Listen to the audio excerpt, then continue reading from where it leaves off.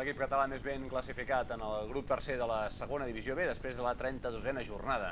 Avui els arlequinats han guanyat el Sant Andreu per 3-0 i tenen 57 punts a 10 del líder, el Vila-real B, i a 5 de l'Alcoià, que és el segon. Per cert, l'Alcoià ha perdut per 3-2 al camp del Terrassa. Vegem com ha anat la jornada en aquesta segona divisió B. El Sabadell té un peu al play-off d'ascens a segona A després de fer fora el Sant Andreu de la zona alta amb un contundent 3-0.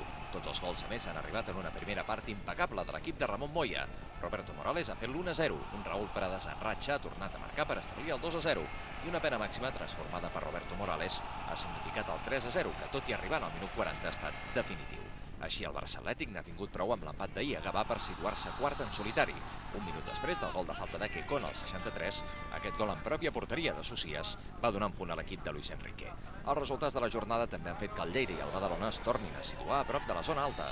Els de Mil Vicente han guanyat a Santa Eulària amb aquest gol de penal de Miquel Álvaro i el Badalona ha suat per desfer-se de l'Eivissa al camp del Centenari. Semblava que els de Miguel Álvarez tindrien un partit plàcid gràcies als gols de David Prats en el minut 28 i de Luis Larios en el 2 de la represa, però aquest gol del català Juan Carlos i les expulsions de Ferrón i Isaías han obligat a patir el conjunt escapulant. La Gramenet ha empatat al camp del Benidorm en un partit resolt a última hora. L'1-0 de Castell ha arribat en el minut 81, però el gol de l'empat de la Grama s'ha fet esperar fins al temps afegit, l'ha marcat l'argentí Rezzonico.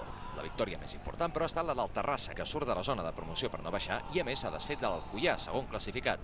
Els de Sergio Lovera, a més, han capgirat el 0-1 inicial de Rafa Gómez amb els gols de Nauset i Blas Vilché de la primera meitat i de Raúl Torres a la segona.